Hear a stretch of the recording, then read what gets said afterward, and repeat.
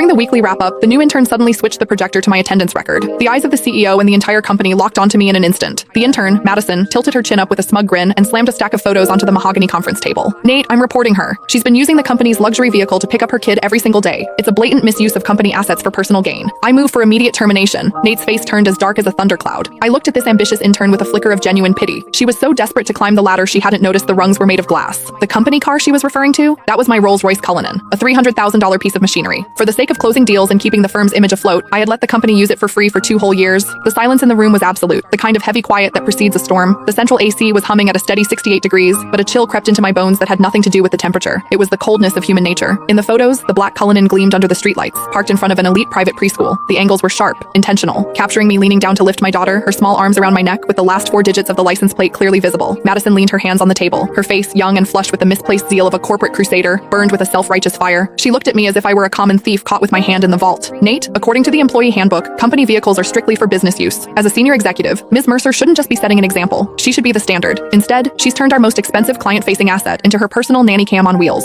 School runs, grocery trips, weekend getaways. It's all here. Her voice was crisp, echoing off the glass walls. She clicked to the next slide, revealing a detailed Excel spreadsheet. I've done the math. Between the commute and the school runs, she's putting an extra 25 miles on the odometer daily. Between the fuel consumption of a V12 and the depreciation, we're looking at thousands in hidden costs every month. And that's not even counting the billable hours she's stealing from the company driver. She turned to the head of the table, Nathaniel Cross. Nate was my college classmate. He was the founder of this firm. In the early days, when he couldn't even cover payroll, I was the one who dipped into my savings to keep the lights on. Later, when we needed to project an image of success to land the big fish, my 5-year-old BMW didn't cut it. Without a second thought, I brought in the Cullinan I'd bought myself as a 35th birthday present, a car I'd owned for less than a month. I told him back then, take it, use it. We need the clients to see we're already in their league. That temporary favor had lasted 2 years. I paid for the gas. I paid the insurance premiums. I covered the maintenance. Sometimes when the driver was overwhelmed, I even drove to JFK myself to pick up VIPs. Everyone in this building knew that car was mine, or at least they should have. But looking at Nate now, there was no defense in his eyes. His brow was furrowed, his fingers drumming rhythmically on the table, a nervous habit he had whenever he was weighing his own interests against someone else's. Diana, Nate finally spoke. His voice was low, coated in a professional coldness that felt like a slap. The evidence Madison provided, is it true? I stared at him, my heart skipping a beat. Is it true? 2 years ago, when he begged me for the car to save face, he said, Diana, I'm so sorry to ask this of you. As soon as we're in the black, I'll buy you a brand new one. 1 year ago, when the cash flow dried up, I used that car as collateral for a bridge loan so he could pay his staff. He told me then, Diana, this car is the company's lifeline. It's your badge of honor. And now, he was asking me if it was true. I scanned the room. George, the sales manager, had used that very car last week to pick up his mother-in-law from the hospital, bragging on Instagram about company perks.